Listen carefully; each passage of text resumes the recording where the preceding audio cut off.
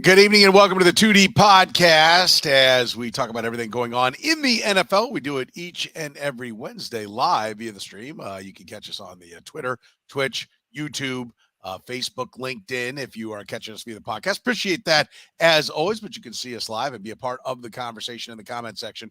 If you catch us live Wednesdays at 9 p.m. Central, we will discuss many things like the quarterback carousel. Lamar Jackson skipped the Ravens game. He's got some kind of, vague social media posts. Is it over for Lamar and the Ravens? Is Brady done in Tampa? He seems to have one foot out the door. Aaron Rodgers didn't say he won't leave. Why is Brandon Staley still coaching the Chargers? Coordinator's not. The offensive coordinator's not, at least. Quarterback coach isn't. He's still there. Will he still be there? Should he be there? What's more of a problem? The Bills' turnovers or the Bengals' beaten up offensive line? Trevor Lawrence says the Jags left a lot on the table in Kansas City. Is he correct? Who do you trust more, Dak or Purdy? Who's going to have the better day at quarterback for the Cowboys and the 49ers? Hurts or Daniel Jones? Who you got to be more impressive there? And are the Lions, the beloved Lions of one Eric Eager, and Jeff Chadiha, are they the team to beat in 23? What are we looking for this week? It's all coming up right now on the 2D podcast. This is the 2 Deep NFL podcast, the most in-depth analysis of the National Football League, breaking down the NFL like no one else can. 2 Deep is hosted by Jeff Chadiha, Eric Eager, and Soren Petro. Jeff is a senior columnist and on-air personality for the NFL Network and NFL.com. Eric is the senior VP of Research and Development for Sumer Sports. Soren Petro is the host of the program on Sports Radio 810 WHB in Kansas City. 2 Deep Podcast is proudly brought to you by Gann Asphalt and Concrete, Kansas City's nationally recognized full-service paving and pavement maintenance contractor, making parking lot problems disappear in Kansas City since 1994. Free consultations, no commissions, in-house crews. Every project comes with a written warranty. Find them online at GannAsphalt.com or call 816-484-3338. Gann Asphalt and Concrete, one contractor, all things parking lot. Now, here are your hosts, Jeff Chadiha, Eric Eager, and Soren Petro. Divisional round of the playoffs, boys. Here we go. We get to the really good games, although we had great games last week. I don't think anybody's complaining about what we saw. We're going to get into each one of the games, but Jeff, let's start with you. Big news. I mean, it's kind of been percolating here for a little bit that it looked like Lamar Jackson. I mean, people questioning why he wouldn't be there. We finally got a tweet from him explaining what his injury was, why he wasn't there. But now some cryptic tweets beyond that. Kind of, I don't think it takes too much of a. I don't think it's too much of a stretch. I don't think anybody's out of line to say. Kind of hints at like he's not appreciated. This will be giant. This will be the biggest story of the offseason. It really begins right now since the Ravens are in the offseason. What do you make of where things stand between Lamar and the Baltimore Ravens? Well, I think it's what happens when you don't have an agent negotiating for you. You have to do it yourself, and you put yourself in the places that make it very easy for people to speculate on the end of his tenure. And I'm one of those people. I think when you're that close to it, and you've been at this for a couple of years and you still don't have a deal in place, there's frustration there. You know, I think he's digging in. It was a bad look for him not to be with his team at that game on Sunday night. And certainly the text that came before and came after, or the social media posts, were very passive aggressive and suggested that he's really going to fight this hard. If it gets to a place where they have to put a franchise tag on him, which I suspect it'll get to that place, that'll be the next big blow to this thing. But I thought it would get done at some point. I'm beginning to think that they put the franchise tag on him, he plays under it, and then he's playing somewhere else after next season. Yeah, that's kind of been where my mindset has been all along. Eric, what do you make of where it stands right now? What do you make of the fact that he wasn't there for his team? Well, the other shoe that dropped was they gave Roquan Smith a top of the market deal to play linebacker for them, a guy that they just traded for, who hasn't spent, the last 5 years with the team. They gave him a deal relatively soon. And Roquan is another guy without an agent. I mean, he's kind of got an agent, right? But it's this weird thing where all this stuff that the Ravens supposedly weren't doing, they did for him and they won't do for Lamar. So I think I think it's trending towards a divorce. I'd be interested if they put the non-exclusive tag on him and basically dare another team to sign him. That would be something that I think could be in the possibility. But I agree with Jeff. I think it's a tag. It's a possible trade. I don't think you see a long-term extension this year on their part. Mathematically, I think this is the right thing to do. We've touched on this a number of times, but I'll reiterate it if anybody's new to it. I mean, I like running quarterbacks get hurt. He's been hurt each of the last 2 years. Isn't this the smart thing? There's always teams that have to have quarterbacks, right? And the quarterback position is a weird thing. When you have a guy like Alex Smith, you and your fan base, you aspire to having more. The fear is the coach never wants to run the risk of giving him up and having less. But the Baltimore Ravens have never been like that. They're a much more progressive team.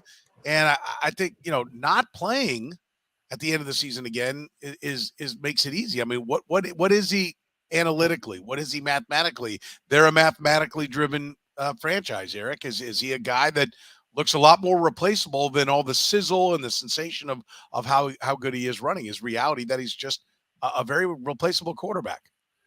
I don't think it's that. I mean, the Roquan Smith deal kind of shows that they are not necessarily 100% in on the, do everything analytically correct way, right? They let CJ Mosley go, and they let Yannick Ngakoue go after a similar trade.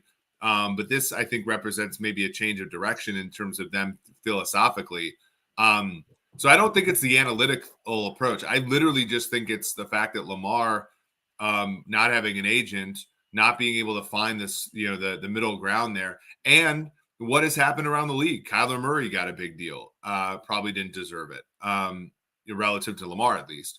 Deshaun Watson got a fully guaranteed deal after coming back from all, the allegations were him. Like the landscape got murky, and Lamar didn't really have counsel for somebody to be like, okay, well, that all sucks, but here's the way you and the Ravens can get this thing done in a way that's mutually beneficial. I think the Ravens would have signed him to a long-term deal had they been able to agree on something that was, palatable for both parties. And, the Ravens are not going to meet Lamar 100% of the way there. And Lamar didn't even want to meet the Ravens halfway there. So that was always going to be the impasse.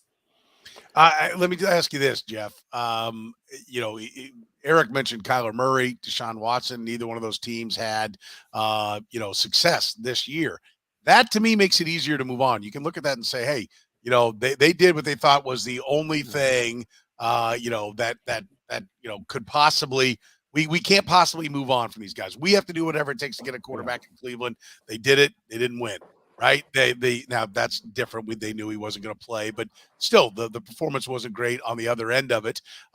Then you turn around and you watch the Cardinals implode and everybody's fired. Like, just keeping your quarterback doesn't guarantee success. And I would think that would empower the Ravens. But again, teams that don't have quarterbacks, they're like, dying of thirst in the desert, and there's a small cup of water. It ain't enough to get you all the way to the other end of the desert, but you're sure going to chug it. Yeah. I would say, I think the one thing people have to understand, and I think it was your buddy Tommy. Tommy was asking, doesn't Lamar actually have an agent? And it's his mom, but she's not an agent. Right. An agent is someone who's registered to do this as a business. She's helping him save money. But these things don't happen in a vacuum. And I think that's important to know this too. The Ravens are a very smart organization, and it feels like they're downshifting into plan B, which is to say, let's ride him as long as we can ride him now. Let's get the most we can get out of him, and let's try to figure out if we can sell high, because we see what's happening in Philadelphia with Jalen Hurts. We see what's happening in Chicago with Justin Fields. And guess what? It wasn't that long ago that Lamar Jackson was the only guy doing this. And everybody kept saying, how can you find anybody else to run this offense? Tyler Huntley just ran the offense, almost beat the Cincinnati Bengals in a playoff game. And so I don't think they're that far away from saying, yeah, he's a phenomenal player and he won an MVP and he's been transcendent in so many different ways, but he's not replaceable and not irreplaceable anymore. There is an option out there. It may not be immediate, but I think they are very much of the mindset that, and somebody asked this question too, like, what would the market be? I guarantee you Atlanta would move hell and high water to make a deal to get him right now. I don't. He will have suitors. And that's where the Ravens are going to be smart about this and think, well, if we can't get him to play ball with us, we can find somebody else. C. Sooner said, what teams are most likely to be interested in Lamar Jackson? It is a unique skill set. The Falcons, to me, are the no-brainer. Like, if you ask me where's he going to end up, I'd say the Atlanta Falcons. They have a coach that's coached that style before with Marcus Mariota in Atlanta, but also in Tennessee. They have a need. They have an owner that likes star quarterbacks. They've had success with dynamic quarterbacks like that. Mike Vick going back. It's kind of like getting the band back together. Down in Atlanta, they have a ton of cap room. They can fit it. And it's been a while since they've had good quarterback play. I know Matt Ryan was there a couple of years ago, but he hadn't been the old Matt Ryan for a little while. So I think there's every reason to believe the Atlanta Falcons are where they'll land. But the Carolina Panthers took a strong run at Deshaun Watson. They need a quarterback. The Colts name has been thrown around. I think you're right, Jeff. And I think that's the point. There's going to be, even though I think there's a lot of reason, I think analytical and commoner analytics, not high-end stuff like Eric does. But I think you can kind of look at it and say, okay, we get multiple picks. We can find somebody else to play quarterback. We're the Baltimore Ravens. We know what we're doing. But other teams feel like he's the last piece of the puzzle, and he'll sell tickets. There's no doubt he sells tickets. I think that's the perfect storm. A team that's confident that they can live without him, but a multitude of teams bidding against each other to come get him means I think we're looking at 2 first-round picks and change for Lamar Jackson for sure, aren't we, Eric?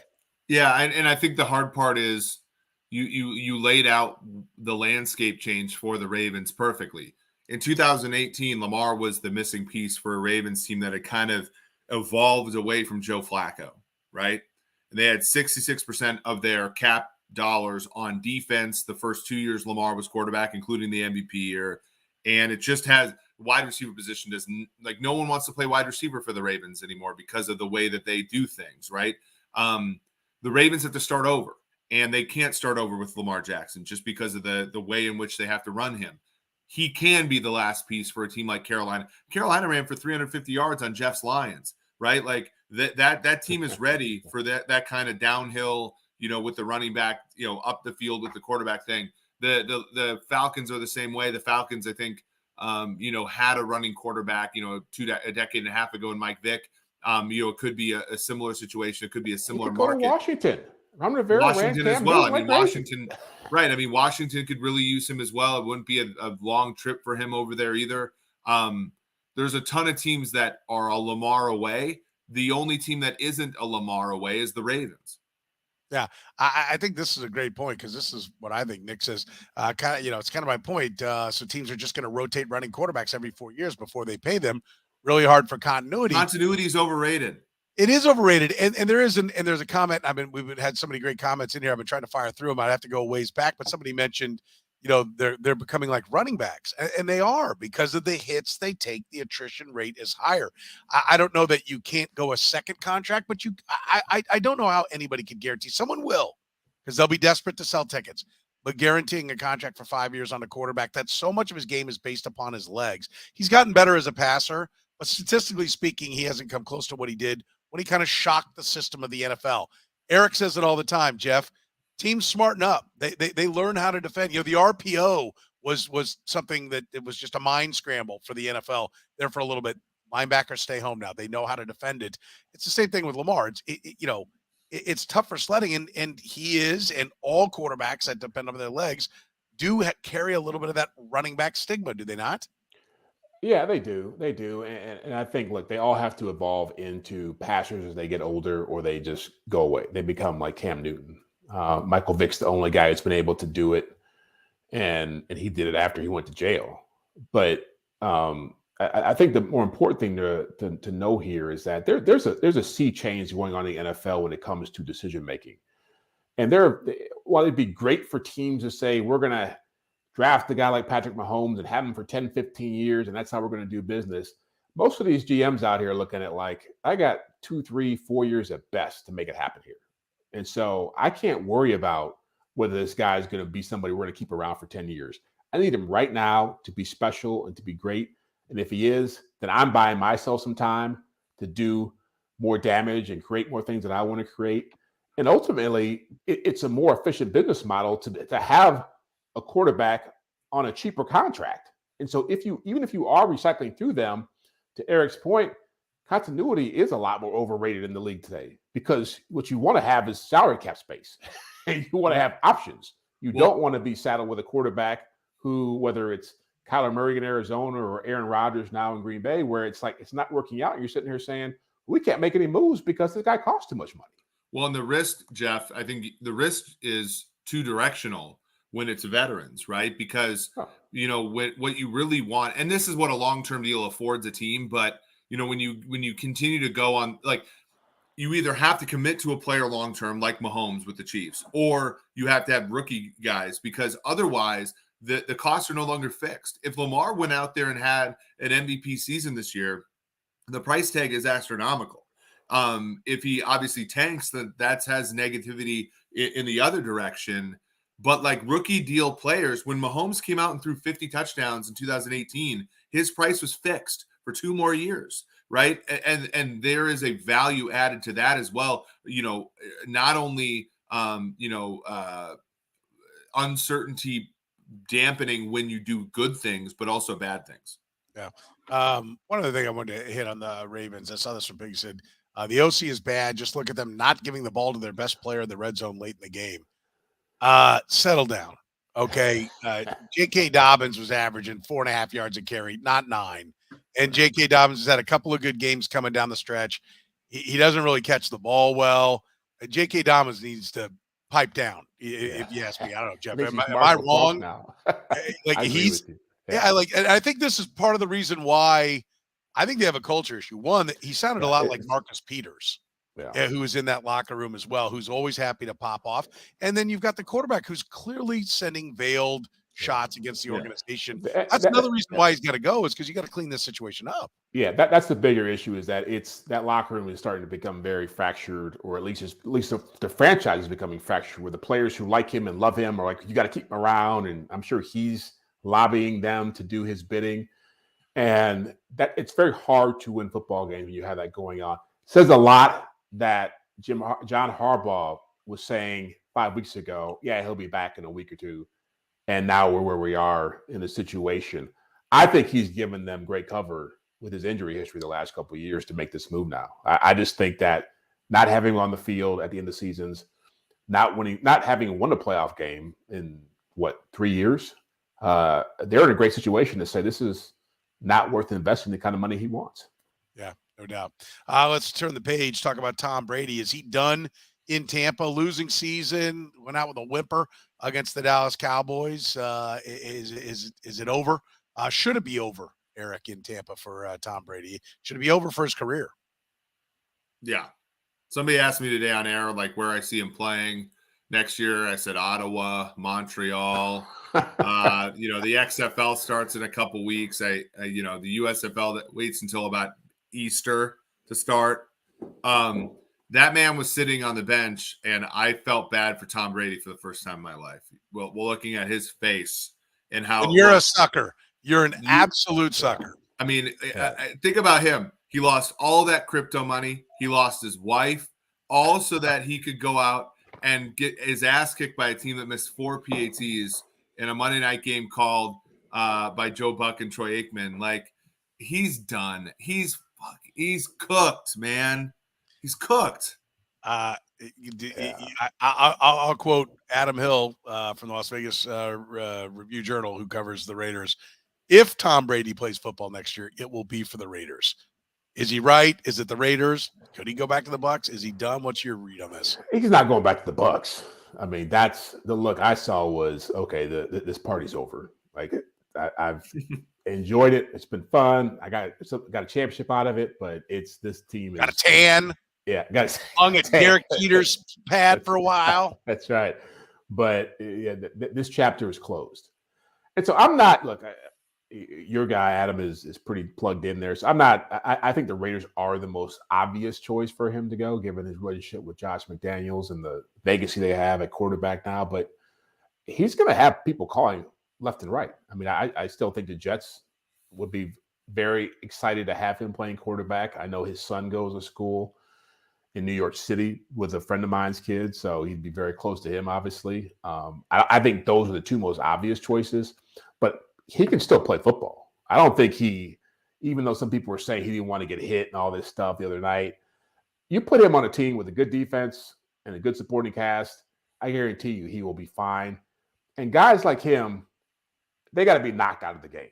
They're not walking away. He didn't just lose his marriage and everything else we've talked about just to say, don't forget his crypto money, Jeff. Now. What?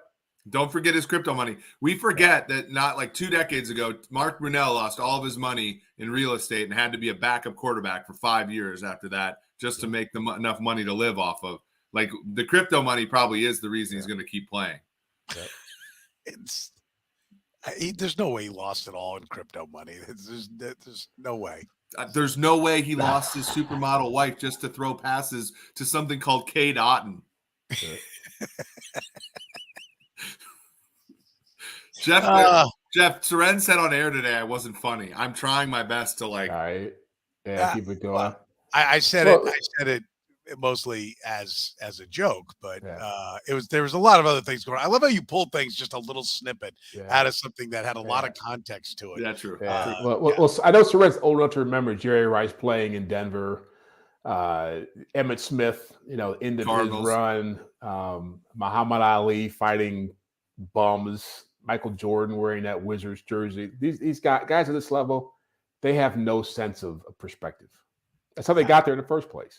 Yeah, I remember Jerry Rice with the Broncos and Seahawks, right? Like they played a Super Bowl with the Seahawks. There were 2 stops there at the very end. He walked in and he said, "Steve Largent, I'm wearing your number. I don't care if it's retired."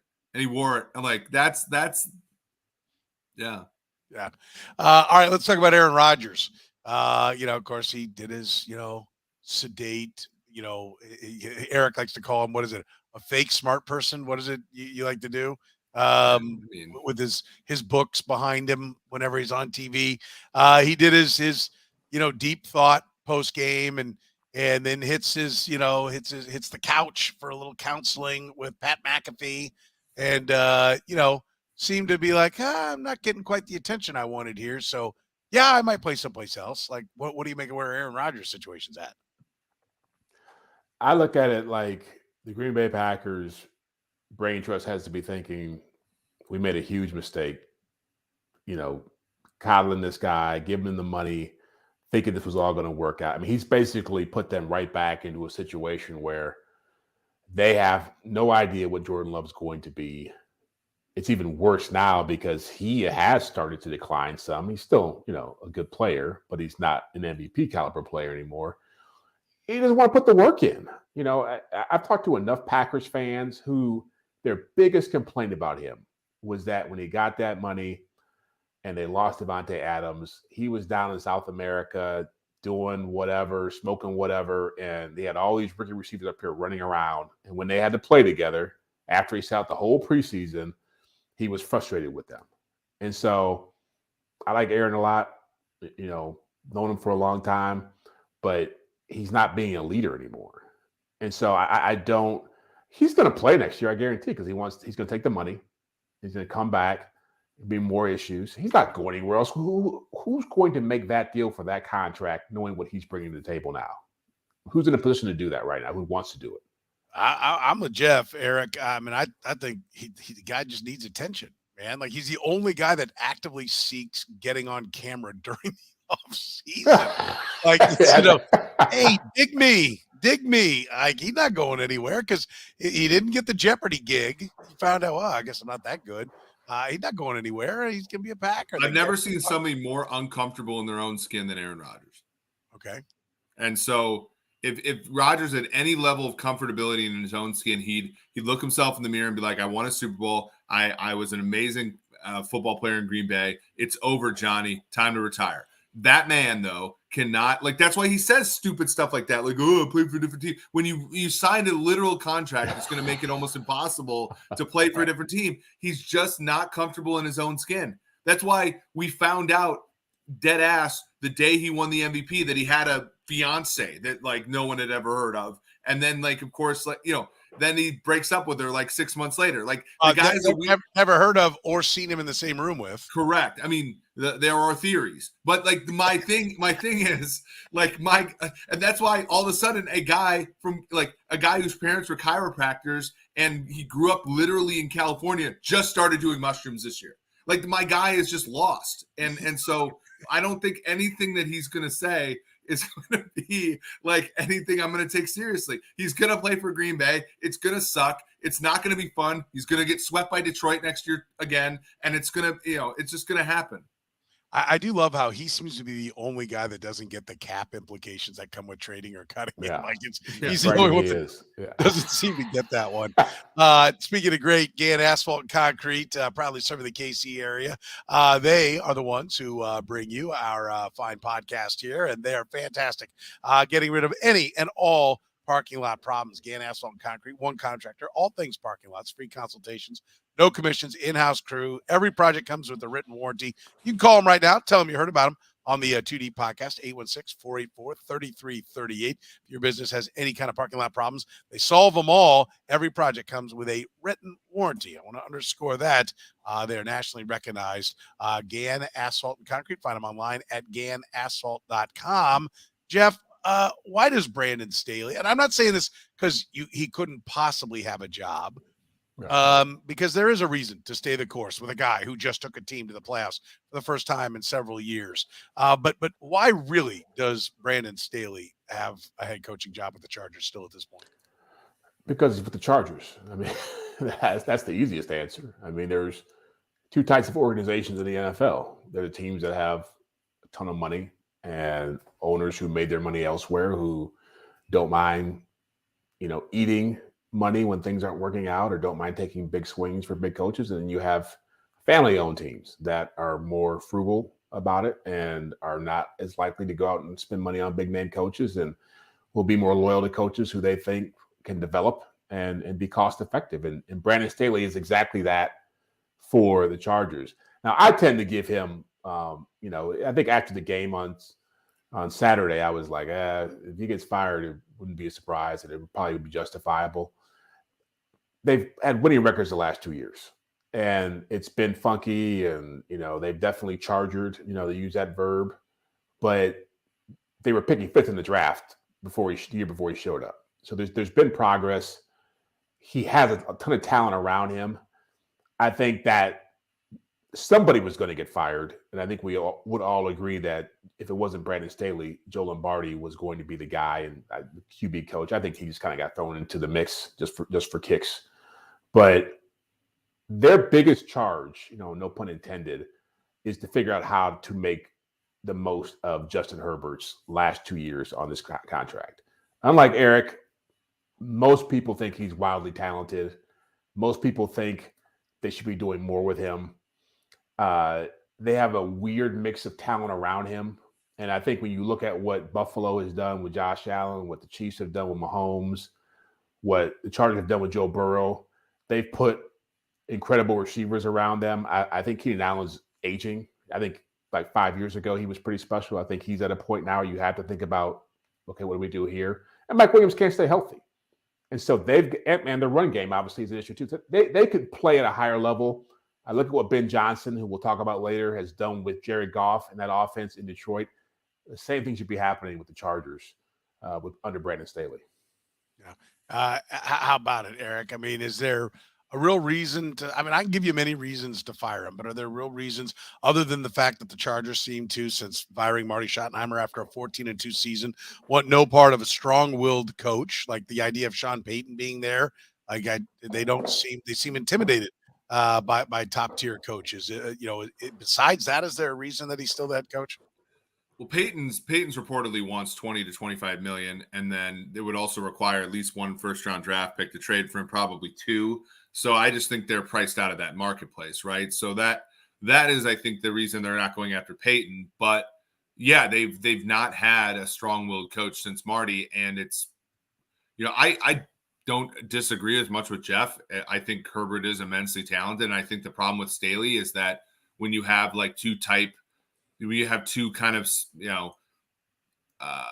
background type personalities, the coach and the quarterback are both kind of bystanders, I think that it's going to be hard to win with. So I do think that is one of the reasons Staley has to go, is like, you need somebody who's going to light a fire under Herbert, because I do agree with Jeff. He's immensely talented. We just have not seen results that match that. Yeah, I do think there are some, personnel questions that are there, but there's plenty of personnel to be more successful than they've been. Obviously, the offensive coordinator was going to pay the price. The question is, did the whole program need to be blown up? They're not going to do it, and at some point, it is on the quarterback, right? It's always on the owners, right? It's their job to go find a guy that can really get it done. But at some point, it will be on Justin Herbert. He did make progress this year, and I'm somewhere between Jeff and Eric. I don't love him, but I don't have this campaign against him that maybe Eric does. Campaign? What am I running for office? I said you're the number one Herbert hater. What's that? You are. Will you wear that? Number one Herbert hater. If we got you a T-shirt, would you wear that? I warned our loyal listeners and the many people, Brian, Nick, Temecula Hound Dog, Aaron, Nicholas, Matt, Quinn. I warned our loyal listeners not to bet on the Chargers this year. And you know what? I have a fiduciary responsibility to them, and I came through this year. They did not win the Super Bowl. They did not win the AFC West. They did not go over their season win total. You're welcome. Yeah, well done. Well played. All right, let's move on to some of the games here. Jeff, what do you think? Bengals offensive line, Bills turnover problems, which is a bigger issue, which is a bigger storyline for this game when it's all said and done? It's the Bengals offensive line. I mean, this goes back to, and I know the Chiefs fans on here, and I hate to hear this. It goes back to when Eric Fisher and Mitchell Schwartz went down before they played the Bucs in the Super Bowl. Everybody around here was thinking, it's still got Mahomes, still got the offense, and I'm like, can't block anybody. It's not going to matter. Same thing holds true here. Jamar Chase, T. Higgins, Tyler Boyd, they're going to have a frustrating day. Because, look, I'm a big Bengals fan. I love their talent and love what Zach Taylor's done with that team and the quarterback. They're going to have Bills sitting in their backfield all game long. You cannot go out into that stadium in that environment with 3 new offensive linemen, 2 new offensive tackles. I don't care if Von Miller's not playing. Like, you're talking about people we've never heard of blocking for a team that wants to the football down the field. And I don't see it happening. I think I respect Joe Burrow enough to say they're not going to get blown out, but I don't see how they can hang with the Bills with that if they're put into a situation where they have to throw the football 40 times in that game. I just don't see where it works out for them. Yeah, I think this is kind of an interesting one. But if anybody can stand in with the lack of help from his offensive line, it seems to be Joe Burrow, isn't it, Eric? I mean, how much? Look, the offensive line. It's kind of like you used to say about Cam Newton. Like, he never got hurt till he did, and now he's always hurt. The Kansas City Chiefs in 2020. It seemed like the offensive line didn't matter till it did. Against the Bucs, right? Like, where do the Bengals sit on that scale? Yeah, I mean, I'm not as pessimistic as Jeff is here. Here's one reason why. So this team, the Bills early in the year, you look at the first game against the Rams, for example, they didn't have to blitz the entire game, and they were able to get pressure on Los Angeles. Von Miller's out. Last week, Matt Milano blitzed 8 times. He got 4 pressures on them, but he had to blitz 8 times. Tremaine Edmonds blitzed 8 times. He got 3 pressures. Taron Johnson blitzed 4 times, got 2 pressures, and then Trey White blitzed twice. So they have abandoned this idea that they don't need to blitz to get pressure. They have to blitz to get pressure because of the loss of Miller and because of the fact that, like, Rousseau's been great. Ed Oliver's good. Boogie Basham was good last week, but they cannot get – they're not dominant with their front 4. Not anymore. Not without They're going against backups, Eric. Okay. They're playing against backups. But you can scheme. So there 1 or 2 things are going to happen. They're going to be able to get pressure with 4 against their backups, and in that case, they'll win. If they can't and they have to bring a blitz, Burrow is going to saute that secondary with Higgins, Boyd, Chase, and Hayden Hurst. Like, so that is really the matchup. And can they? I don't know. Like, Burrow's pretty damn good in the pocket, and they're good enough to beat full coverage. with the three guys they have on the outside. So I'm less. I don't think the Bills are an absolute house on defense. I mean, I know that they gave up 7 on defense. You know, They're ranked second in the league in points allowed.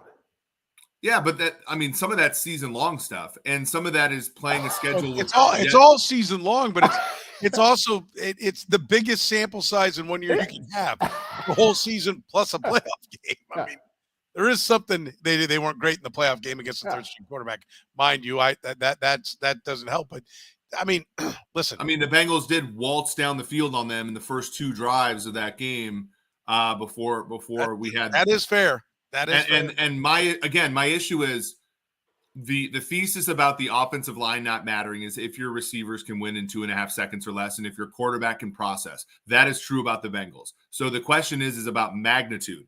And yes, I think the Bills with Von Miller, it's no question they would make life hell for the Bengals. Without Von Miller, I think it's a toss-up. I'm drawing a blank on the left tackle that went down in the last game, the Alabama. Jonah Williams. I mean, that's kind of the thing. Like, though, Jeff, isn't it? Like, they were already kind of bad, right? Yeah. Jonah Williams wasn't very good at left tackle to begin with. Yeah. And now, so a guy who's not as good as him is going to play. It's like, it's not like maybe you have a margin of you can have 15, 20% worth of difficulty. You're already at like 18%, right? Some teams, they lose.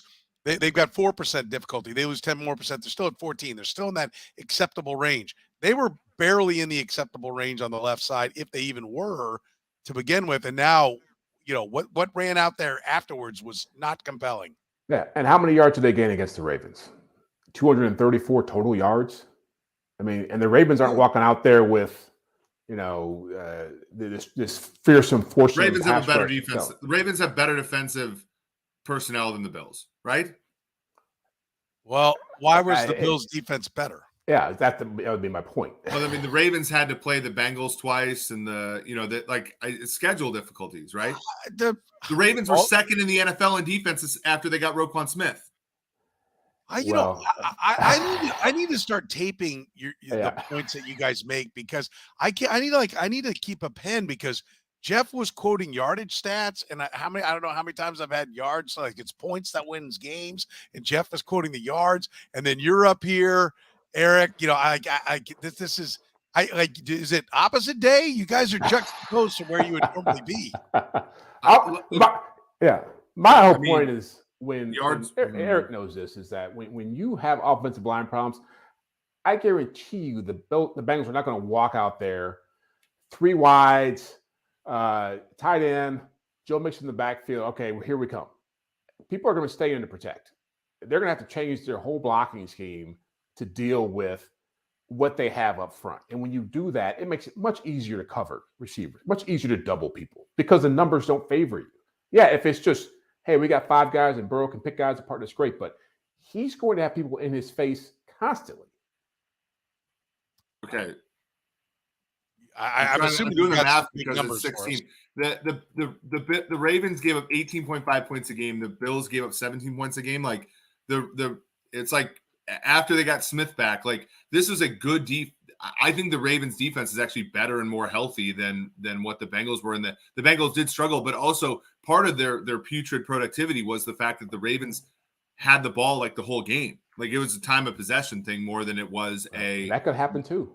It could happen. I agree with you. I'm just saying, I think that this matchup, and the betting markets agree with you, Jeff. So you're on the right side in many ways here. But like, I think that this matchup is a little bit overblown. I think that the Bills defense is not what the ideal was, and that because they gave all the money to Miller and he got hurt, and like by design, it's not as good.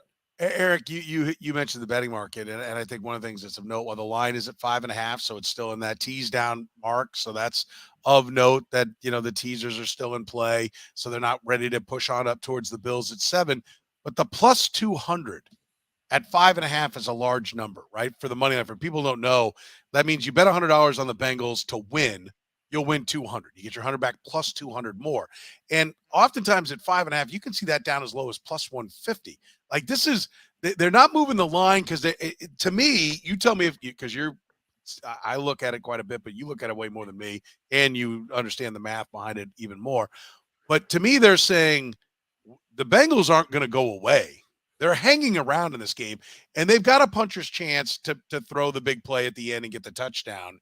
But they really don't think they're going to win. They think they'll be around because of the quality, the pedigree of the team. But when at plus 200 on a 5.5 point line, they don't think they're going to win. I think what they believe is, that there's a really high chance with the weather in Buffalo too, there's a really good chance this game is low scoring, right? So a low scoring game means that each individual point is worth more, which means you're going to have lower point spreads with higher money lines. That's basically what that is. So you look at Buffalo's weather, it's whereas the other side, Petro, like in a high scoring game like Chiefs Jags, which is projected, the points are worth less. So you're going to have a minus 5.5 in that game be a lower money line because there is a higher chance, with all the points that are being scored, that the difference is 7. What they're basically betting on in this game, the book, is that the fact that the game's going to land 3 or 4, more than normal. So I think they do believe that the Bengals are going to hang around. I think they believe that the Bengals are going to make this game a close game, at least within 3 or so, and that's why the money line's high and the spread is also high. I do like this. Pig wants to know: have they asked the Lions if they can play in Detroit? Has that happened yet? Are they moving out because of the snow? That'd be an interesting one. The NFL now just moves everybody around whenever they feel like it, right? That's one of the things that just seems to happen. If you're catching us via the podcast, remember you can catch us live, be a part of the conversation in the comment room. We do that every Wednesday at 9 p.m. Of course, we're proudly brought to you by Gann Asphalt and Concrete. One contractor, all things parking lots for your business, whether it's just a repair or the whole thing, they can handle it all. No commissions, free consultation, in-house crews, and every project comes with a written warranty. Find them online at GannAsphalt.com. Of course, go ahead and hit that like button, the subscribe button, the love button. Don't cost you nothing. It does us a lot of good, so we would appreciate it if you enjoy the podcast to hit that wherever you consume the podcast, whether it was stream or the actual podcast. Let's talk about Trevor Lawrence's comments that a lot was left on the table in Kansas City, meaning in the first game, he's pretty much saying they could have done. I mean, he didn't say they should have won or wasn't insulting, but he seemed to, his view of it, the Jaguar view of it, is like they're good enough to win the game, and they maybe did the Chiefs some favors in that first one. What do you make of those comments? I was going to go back and watch the game. Didn't have time to do it. I looked at the play-by-play. My recollection of it was that Christian Kirk dropped a big pass early in the game, right? There was a big play down the field that he didn't make. The pass was broken. It was a catchable ball. He didn't make the catch. Something like that happened, right? Yeah. I did rewatch the game. I don't remember that. The part that jumped at me was they went for the onside kick and got it, moved the ball to like the Chiefs 43, and on 4th and 5 punted into the end zone. And I can't for the life of me. But I think the play before that was the play to Kirk. Okay. I think that was, but I think looking at the play-by-play, their first 2 possessions, they were in Chiefs territory, I think as deep as the 40-yard line. And you're right. Both times, they didn't come away with any points. And I think they missed a field goal the second time that set up the second Chiefs score. That may be what he's referring to. They got down pretty fast after that. And maybe they feel like, which a lot of teams say, hey, look, they didn't play well that day. They think they can play better. They were probably not as confident as they were now. They're coming in with more confidence. I'm sure Doug Peterson has them gassed up and making them feel like they're world beaters after what happened last week. The thing about them I don't like, I just don't love their receivers. I think that they're okay. They're not special by any means. I think they're all, solid guys, Kirk and Zay Jones and Marvin Jones Jr., Evan Ingram. But Trevor Lawrence has got to play a really high-level game. Like, he's got to be the guy he was in the second half of the Chargers game for a full game this week. And they're going to have to be able to slow Mahomes down to a certain extent because he had a huge game last time. I don't see how they win this game without getting turnovers. I said it last night. I'll say it again. I mean, the Chiefs are the better team, but I do think this game will be closer because they're coming in with the belief that they didn't play their best football last time around. Yeah. Okay. Eric, what do you make of the comments from Lawrence? They're not wrong. Every team that loses the game leaves something on the field, and every team that wins something leaves something on the field. Like, I just think that that's cope for not having done a good job, taking advantage of opportunities the Chiefs freaking gave them. Pacheco fumbled in the red zone. They had the onside kick, of course. So yeah, the Chiefs put some plays on the field for them, and they did not take them. So in that regard, yes, I think I agree with Jeff though. Like unless the Chiefs do that again, which is like leave stuff all over the field for them to pick up off the ground, they're not going to really have a chance in this one. I love this one. This is from my radio show today. It says comments given by Soren. It was on the show today. A guy, Ryan Green, 1010XL in Jacksonville, who I'll talk to tomorrow as well. A little bit more in-depth conversation. And, you know, he was very confident. And like a lot of people listen, most towns media is picking that team as well. We get caught up in it. But he said, you know, it was a lot like the gal in Ohio calling for the Browns and Baker Mayfield, we're going to upset the Chiefs. And he said, I'm really confident right now. And listen, we've been there as Chiefs fans. I went on in Boston and said, Alex Smith and the Chiefs, we're going to take down the Patriots. And I look back and go, what were you smoking? Like, what were you on, man? Like that was one of the dumber things ever. I was back on a couple of years later and saying Patrick Mahomes was going to get it done. I feel better about that. They had the Patriots on the ropes, but like it's so much about the quarterback, and Trevor Lawrence just is not going to play at the same level that Patrick Mahomes has. I mean, like the big pass that he hit, I mean, like unless Doug Peterson can get guys high school wide open, which is what happened against the Chargers, I don't see enough big plays coming out of the Jags. Yeah. And I think let's give some credit to the Chiefs defense. The Jags want to set up the run. Eric made this point last night. They pounded the rock even when digging a 27-0 hole. If you stop the run, they can't get to what else it is they want to do. And the Chiefs defense has been a fine run-stopping defense, Jeff. Yeah, they have. They have. I mean, look, let's not forget that we did see the Chiefs play the Broncos, and we did see the Chiefs play the Texans. We did see the Chiefs have moments where they weren't walking out there and just whipping people up and down the field. If they put that on the field in this game against a team this good, yeah, there could be an upset to be had. So, and maybe that's what the Jacksonville Jaguar people are thinking too, that maybe we get that Chiefs team, or maybe we get those 3 turnovers again. I almost look back at that first game with the onside kick, and I almost wonder when you're doing that kind of stuff at the beginning of a game, while it's inspiring in some ways, it can have a negative effect in that it's telling your team you're not good enough to beat this team straight up. You know, and sometimes, you know, you can send the wrong message with that kind of a move. Maybe this time around they're saying we don't have to pull tricks out to do this. And again, it's the playoffs. I don't. You can't watch whoever you care about, whether it's the Chiefs or the Bills or the Niners, the Eagles, whatever. If you watch football in this round last year, every game was a 1-score game. And so I'm sure Jacksonville's thinking if we can be in a position to do something, that can happen. And if you're sitting there thinking they're going to walk in here and just get rolled up, I just think it's harder to believe that's going to be the narrative that plays out. Yeah, I think it's fair. Eric, let's talk about, little quarterback matchup we've got going on in San Francisco. Dak Prescott seemed to get himself fixed and right. Brock Purdy just seems to keep chugging along, multiple touchdown passes each week, which is more likely to continue. Purdy finding receivers for touchdowns, playing good quality, top of the Jimmy Garoppolo scale, at least, style football at quarterback, or Dak Prescott making some plays and not turning the football over? I think Purdy is actually adding a little bit of an element to it that Garoppolo wasn't, right? Like he's moving around well. He's adding a little bit to the variance in that game now. I think Shanahan gets a little nervous every time he moves out of the pocket and stuff like that. But, I think Purdy is poised to play well in this football game. And I think that, he's probably Garoppolo plus at this point. Yeah. Jeff, who do you like more in this game? Well, I got to go with Brock Purdy just because of the way he hasn't played bad yet.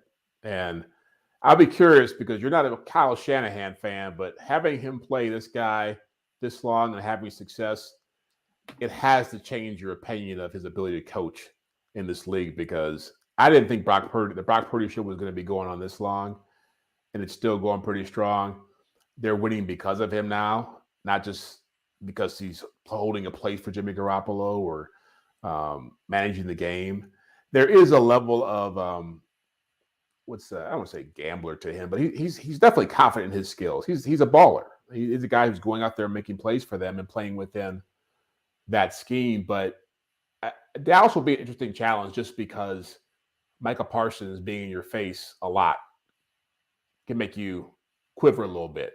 They don't have The Cowboys have an issue on the other side from Trayvon Diggs at corner, so that can be exploited. But, they've got guys who can run around and make plays athletically, who can match up with them. They got guys who can run. So really, if the 49ers aren't running the ball effectively, which they tend to do pretty well, and he's forced to throw, there could be some challenges coming. I still want to see him making big-time throws in high-pressure situations to fully buy into Brock Purdy. Yeah, I agree with that statement. He might do it and will then buy in. But I think right now there's still a little bit of like, okay, we've seen some guys start hot and then cool off. Lamar Jackson throwing the football, right? The kind of the nuance of the offense, and maybe that's there. I will say this: nobody has lost more in the game of football over the last 6 weeks because of the San Francisco 49ers than Matt Campbell at Iowa State, because Brock Purdy didn't get 1% better from the day he got there. He was a damn good freshman quarterback.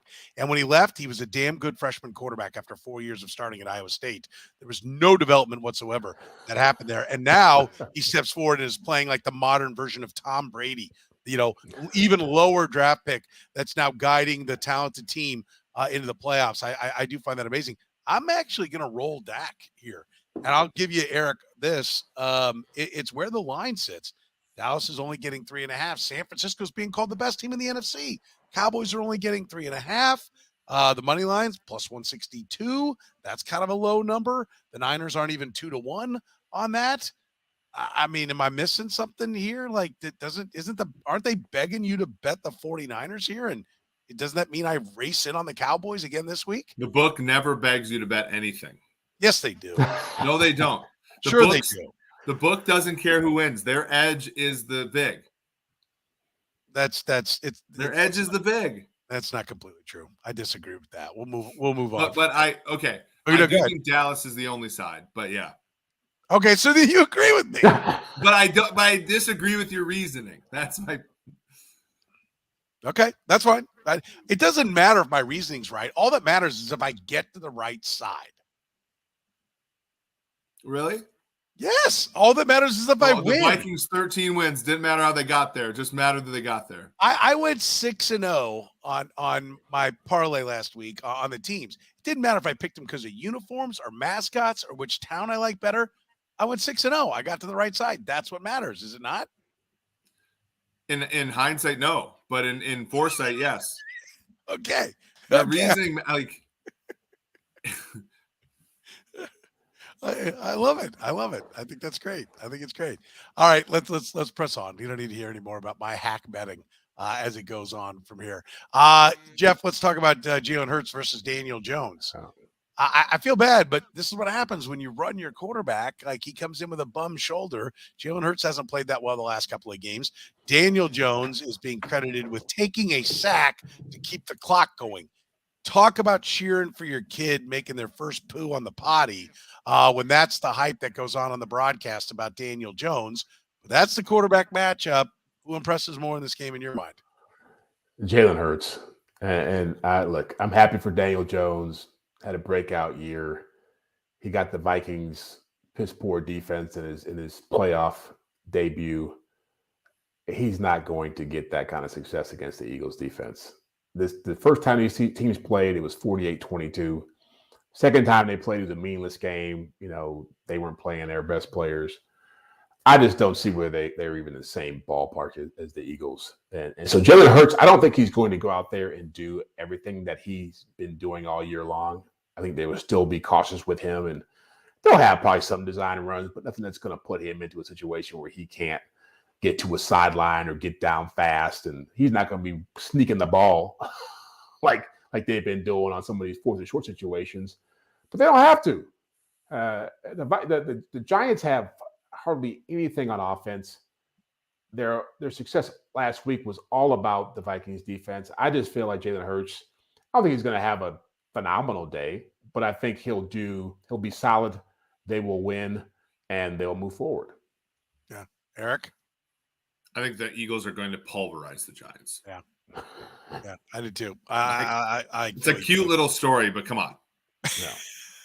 All right, let's get to the one we've all been waiting for, right? This is the topic. We've saved the best for last. We'll get to what we're looking for in this week, a little nuance to the weekend. But are the Lions the NFC's team to beat in 23, Eric. They kept their offensive coordinator. Their defensive coordinator is scheduled to interview in Arizona, in the NFC at least, right? With The with NFC North is where I'm going to extend they will be favored to win the NFC North, and they should be. The NFC, no. The Cowboys, the 49ers, the Eagles, who's in the South? No one in the South is better no than one in them. the South is any good. But so no, but 49ers. Detroit should be favored. I don't think they're favored against the field. I think they're going to be favored though, maybe a plus 170 or something like that to win that division. So he says they're not just one step away. They're good enough to win a division that's not very good, Jeff, with a Vikings team that couldn't even have a positive point differential. So I don't know that we got much of a bold statement from Eric, the noted president of the Lions fan club. This is a team that has not won their division. The last time they hosted a playoff game, it was Brett Favre's first career start. That's baby steps here. Ladies, you're going the other way, man. Backing the truck up. Yeah, ladies. Roaring. Notice how Eric operates here. You are the greatest thing since sliced bread till he gets you down the aisle, and then he ain't got time for you anymore. He won his bet on the Lions, and that's it. Mwah. See ya. Peace out. I'm out of here. I love the chase is more. The chase is more fun. Okay, Jeff, you are the lifelong Lions fan. Is this team poised to be? You get a chance to be the first to call your shot and call the Lions for 23. I like them. The big thing for me, you got 2 picks in the top 18. You're picking 6th, the pick you got from the Rams, the Jared Goff deal, Matthew Stafford deal, and you got your own pick at 18. You can move up if you want. You can get 2 difference makers there. They can do more. They can add somebody to help, another edge rusher to help with Aiden Hutchinson there, which would be a nice combination. You can still. They're getting Jameson Williams for an entire season now. He showed some flashes of that speed he had at Alabama when he came out of school, and he missed the first 12 games of the year with that knee injury, recovering that knee injury.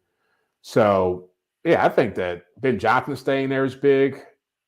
Beating the Packers at the end of the year was big, and yeah, I look around the NFC North, and they're as good as anybody right now. I mean, I like them a lot. I'm kind of with Eric. I mean, I think they probably should win the NFC North because I think there's a lot of turmoil with the other teams that aren't that good anyway. But ready to dance with the Niners, who now have 2 options at quarterback. The Cowboys, I don't think are going anywhere per se. I don't know. I mean, I'd like to see it. They're fun. They're a great story. They're entertaining. Eric, how about we start with you? What are you looking for this weekend? You got any kind of nuance to the weekend beyond just the obvious? I'm going to sit and watch all the games. Yeah, I think the big thing for me is how much Dak Prescott played. I was looking at that. That's why I had that look in my face. Dak Prescott's performance is to me the most intriguing thing of the weekend. He's the reason he wears number 4 is he's either going to throw 4 touchdowns or he's going to throw 4 interceptions this week. I don't see any middle ground on Dak. Okay, so all or nothing on Dak. I mean, have we seen any different? I mean, they lost to the Washington Commanders starting Sam Howell 2 weeks ago. I think the Cowboys are kind of intriguing. Like I said, I think number one, they come into this, a lot of the pressure is gone. They went for it on 4th down, which they wouldn't have done, and they got it, which maybe that empowers Mike McCarthy to be more effective. Dak Prescott seemed to kind of settle in. He's better than what he'd shown throughout the course of this year. He just hasn't been great, but I think he's good enough that you could believe he could get on a Joe Flacco heater for a few games. They've got a great edge rusher. They do have some talent. CeeDee Lamb, Pollard. There's reason to kind of get behind the Cowboys. So I think that's kind of an intriguing one that's there. Like I said, I think Dak will play pretty good. Jeff, what are you looking for in this one? Oh, Bengals Bills. Not that. For the weekend. I'm sorry. Yeah. Bengals Bills. I mean, certainly the history now between these 2 teams going back to Week 16, everything that went down. DeMar Hamlin's back in the building. I'm sure he'll be at the game. They only played 9 minutes of football, so even though the Bengals were up, we never really got. That was supposed to be the game of the year. And so it's a little different vibe to it now with some of the injuries, but it's still I'm sure a lot of emotion is going to be attached to it. And I laugh when I talk to Chiefs fans about this because you can tell they want the Bengals to win so badly because they know that they're the wounded team. It's a better matchup. They want Arrowhead Stadium, AFC Championship game. They don't want to be in Atlanta watching the Bills and the Chiefs play. So a lot riding on this game. But, I think just the theater of it alone will be interesting. I don't know. Maybe I'm talking to different Chiefs fans because I've heard that a neutral site in Buffalo is a better situation than the Bengals and Arrowhead because the Bengals don't sweat Arrowhead at all.